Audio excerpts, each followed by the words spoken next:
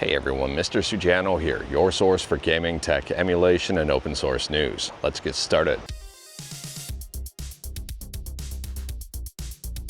All right, to kick things off, yes, camping again, well, still camping really, and yes, it's another absolutely gorgeous day out. The sun is shining, the temperatures are rising, and I think it's going to be a beautiful day. So thanks for coming along with me on my morning walk and talking some news. So first up on the docket, we're talking about Xbox emulation with Xemu, or Xemu, or subscribe to Mr. Sujano, depending on how you wanted to pronounce that. Anyways, here, Xemu got a brand new update and a whole bunch of brand new stuff. Now, it's worth noting that these updates are not all just in the most recent version. They've been added over the last little bit. And there's fixes here, improvements, and brand new features. For example, Halo 2 split screen fixed, compressed texture corruption issues fixed, full screen toggle in Xemu by double-clicking on the window, controller vibration toggle, multiple screen edge artifacts fixed, and finally, today, 3D spatial audio is improved. Now that's not all, there's even more. Some stuff like compression texture issues have been fixed and even more. At the time of filming, the latest version of Xemu is 0.8.68, which has just dropped on June 1st. So huge shoutouts to the developers of Xemu, the testers, and basically the entire community for continuing to make this emulator awesome. And speaking about awesome emulators, next up we're talking about PlayStation 3 emulation with RPCS3. And RPCS3 just got a brand new massive update. At the time of filming here, RPCS3 version 0.0.37 is the latest update. And since version 0.36, there's been 263 new commits, 23 code contributors, and 62 days of development. So 62 days between 0.36 or 0.36 and 0.37. And this one, we've talked about some of these updates, but this update, if you haven't updated RPCS3 in a while, this one is pretty big. The entire changelog for this one is up on GitHub. It's absolutely massive. I'm not going to go through the whole thing. And I mean, we've talked about some of this stuff in previous videos. But if you're interested in it and wanted to learn more about it, like everything we talk about, links are in the description below right at the bottom. I don't hide my sources. And taking a look here, I mean, we've got a whole bunch of fixes, a whole bunch of improvements, compatibility improvements, performance improvements, brand new features, and even more. This is massive. The sound has got better. The controls have got better. I mean, there's stuff in here for the Logitech G27. There is so much in here. There's stuff in here regarding trophy improvements and even more. I do recommend checking out the latest version of RPCS3 just to see how different it is from the previous one, unless you're staying up to date with all of the changes, and then maybe this isn't so surprising to you. But at the same time here, I would say that 2025 so far has been the year of RPCS3. I'd even go as far as to say as 2025 is the year of PlayStation 3 emulation in general. I mean, we have RPCSX UI Android, formerly known as RPCS3 Android, and even more stuff. I mean, just PS3 emulation this year has been absolutely fantastic. And speaking about fantastic emulators, next up we're talking about Nintendo 3DS emulation with Azahar. And Azahar just dropped a brand new update. It's not a stable update, it's more of a testing update. But it's Azahar 2122 Alpha 1. So if you're interested in learning more about cutting edge stuff that isn't yet considered feature complete or stable, well, you might be interested in this one because there's a bunch of improvements. The overall theme with this update, I would say, is compatibility and performance. I'm about to walk through a massive spider web. Well, hopefully no spiders on me on this one. Anyways here, they say SIMD operations have been used to optimize a commonly used function, reducing GPU processing time for all applications. They've improved SVC handling timings by simulating the passage of time more accurately. This results in significant performance improvements for several games, including two, but not limited to, Luigi's Mansion 2, Star Fox 64 3D, and the Binding of Isaac Rebirth. On top of that, because yeah, there's even more here, they've done some refactoring to improve performance in all applications. And on top of that, they've greatly reduced stuttering in some games like Luigi's Mansion 2 and Resident Evil Revelations. And they've also greatly improved stuttering in all applications. They fixed an issue in Kid Icarus Uprising, and they've also fixed an issue in Binding of Isaac Rebirth. On Android specifically, there's even more improvements. On desktop, there's even more improvements. If you've tried out Azahar recently, let me know your thoughts about Azahar 2122 Alpha 1 in the comments below. And speaking about performance, I guess, next up we're talking about Nvidia. And we talked about Nvidia yesterday with some very weird thefts at Micro Center and a very weird situation for the 5090. But if you're interested in a new 50 series GPU, well, it might be a little bit harder to get now, as if they weren't already harder to get at MSRP. Anyways, here, the latest rumors that Nvidia is cutting RTX 50 series production in order to increase production of AI GPUs, such as the GB300. Now, if you're wondering how much production has been cut, it's not a little bit here, it's a whole lot. It's not a couple of percent, but it's being rumored to be between 20 and 30%. And I don't know if that's across the board. I don't know if that's for every single GPU. I'm wondering if it's just for a few SKUs here. I really don't know here. Maybe it's just for the 5060. Hopefully it's just for the 5060.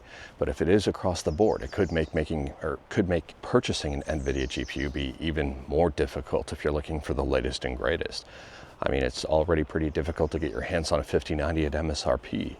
And if this is true, and if it is across the board, well, that's going to be frustrating, I think, for a lot of customers. I have seen some people speculate that it's because of tariffs that Nvidia is shifting priorities, but I don't necessarily know if that's the case. I mean, Nvidia ships GPUs worldwide, not just the US. So I'm wondering here what's going on behind the scenes at Nvidia, and I'm wondering if other companies like AMD will step up to try to fill the void, to try to entice new customers to choosing their product over Nvidia. We'll have to wait and see here, but let me know your thoughts. And speaking about products, next up we're talking, whoa, the sun's right in your face there, sorry about that. Speaking about products, next up we're talking about 8BitDo and the Retro R8 mouse. And it seems that the Retro R8 mouse is getting very favorably reviewed by a number of people. Now, I have the original 8BitDo mouse, the one that's, I would say, more of an art piece than a functional mouse, the one that's super retro and designed after the NES and is not comfortable to use. I've done a review on it very early on this YouTube channel, if you can find it. But anyways, here, the Retro R8 mouse seems to be checking all of the boxes, and it's got a lot of people taking notice. I'll drop a link to Russ's video in the description below so you can check out his review of it. But Russ says he's excited to use his mouse. And Bob Wolf says, wasn't expecting it to be my new main either, and here we are. And I would say that's some pretty high accolades overall, and I think I may end up testing this one out. If you've used the new 8BitDo Retro R8 mouse, let us know your experiences about it in the comments below and if it is worth picking up. I've been looking at that Xbox one, the transparent green one that I think looks really good. I think it looks better than the NES themed one. Anyways, here we'll go on to the next segment. So speaking about new segments, next up here, what an awful segue. Anyways, next up here we're talking about Copilot. And Microsoft is now testing out Copilot for gaming. It's currently in beta. And if you've got a mobile device and wanted to use Copilot to help you out with stuff in game, well, now may be your opportunity. This information comes right from Xbox Wire, which is a press release right on the Xbox website. And they say here, testing for Copilot for gaming beta begins rolling out on mobile devices today. So that's for Android and iOS. So Copilot for gaming here is being rolled out in the beta version of the Xbox app. And they say in this early version, beta testers can ask Copilot about any games, including the game they're currently playing, or ask for help if they get stuck. It can also answer questions about their Xbox activity, like play history and achievements, or even provide recommendations of what to play next. I'm not gonna lie here, I'm kind of curious about this one, and I'm very curious to see how it's adopted overall and how it forms up and how it's utilized and how people end up liking it. For example, one of the questions you can ask is, hey Copilot, can you remind me what materials I need to craft a sword in Minecraft? Some people might find that super useful. Some people might roll their eyes at that question. Some other questions here. This is to me way more marketing than anything. Hey Copilot, what should I play tonight? I love horror movies. Any suggestions for what game I should play? I'm looking for a new RPG. Can you recommend something that came out on Xbox recently? It also seems as if there's some administrative stuff that Copilot can do and probably some features that they won't include in Copilot. For example, one of the questions you can ask Copilot here is, when does my Game Pass subscription renew? And I'm assuming that it'll probably not be able to do something like, hey Copilot, can you cancel my Game Pass subscription? I'm assuming that that won't be a part of it at all. Let me know your thoughts about this stuff in the comments below. And speaking about stuff coming soon, next up we're talking about a mobile game here that may get some people extremely excited. So we've recently talked about some big games headed to mobile. The most recent one was Subnautica. And taking a look here, this is just a rumor, but it may be true, and sometimes where there's smoke, there's fire. But it's being reported that No Man's Sky is headed to Android and iOS soon. If that is true, that would be pretty big. I think a lot of people will be excited about it. I would be. I don't know the release date, I don't know the price, I don't know a whole lot just yet. At this point in time, it's currently just a rumor. And speaking about rumors, and this one may be a little bit less true, we're gonna have to wait and see once the official Nintendo Switch 2 launches. But there's a rumor floating around out there right now that the Mig Switch is ruining Switch 2s. So if you plug in, allegedly, if you plug in a Mig Switch into a Switch 2, it causes it to crash and boot loop. Don't know if that's true. We're gonna have to wait and see on that one. If someone has a Mig Switch and a Switch 2 and they try it out and show it on camera and yeah, that ends up happening, well, that would be pretty interesting. But at this point in time, I would say this is a rumor that I would just take it with a grain of salt. I wouldn't worry too much about it right now. And honestly, I don't even think there's a whole lot of people with Mig Switches out there. There's been production issues, there's been controversy surrounding it. And at this point in time, it's just, I don't know. Let me know your thoughts on that one. But anyways, that is all I've got for you in this one. Straight to the point, all stuff and no fluff. I mean, there are a ton of birds around. I haven't been able to capture any on camera today. I did see a rabbit. It got off camera way too quick for me to even try to film it. But this week has kind of been a bust for seeing fluffs on camera, aside from the legendary one fluff that y'all saw earlier on this week.